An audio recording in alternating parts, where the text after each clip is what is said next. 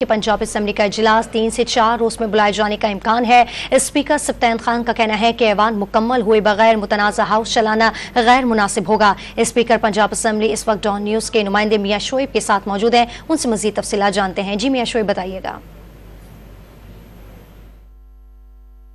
जी बिल्कुल, पंजाब में हुकूमत साजी के लिए जो मामला है वो जारी है। मेरे साथ इस वक्त स्पीकर पंजाब असम्बली सरदार सप्तान खान मौजूद हैं, उनसे बात करते हैं कि पंजाब असम्बली का इजलास कब बुलाया जा रहा है और जो पहला इजलास होगा उसमें जो क्या क्या होगा और आईनी नुक्ता क्या है इस वाले से। अच्छा सर, एक तो बताएं कि कब इजलास मुतवक्की है पंजाब असम्बली का, तो ये जरा बता दें, और क्या आईनी नुकात क्या है इसमें। देखें, ये जो इजलास होना है ये तो आपको भी पता है कि गवर्नमेंट जिनकी मेजॉरिटी है उन्होंने गवर्नर साहब को कहना है और गवर्नर ने हमें पाबंद करना है एज स्पीकर।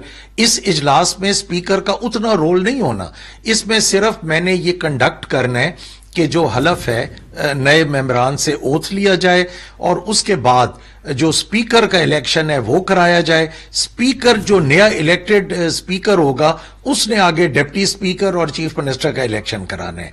बाकी जहां तक इजलास कल की खबरें थी मुतवक्के, वो तो था कि 22 तारीख को ये इजलास बुला रहे हैं, मीन्स टुमारो, जिसकी मैं कल से मुखालफत कर रहा हूं और समझाने की कोशिश कर रहा हूं कि 22 को ना बुलाएं, क्योंकि एक पहले इलेक्शन मुतनाज़ा, मेजॉरिटी पाकिस्तानी कह रहे हैं कि ये जो इलेक्शन ये मुतनाज़ा इलेक्शन, फिर जो स्पीकर का इलेक्शन और चीफ मिनिस्टर का इलेक्शन 2-3 दिन के डिले की वजह से उसको मुतनाज़ा ना बनाएं। कानून भी यही कहता है, आइन भी यही।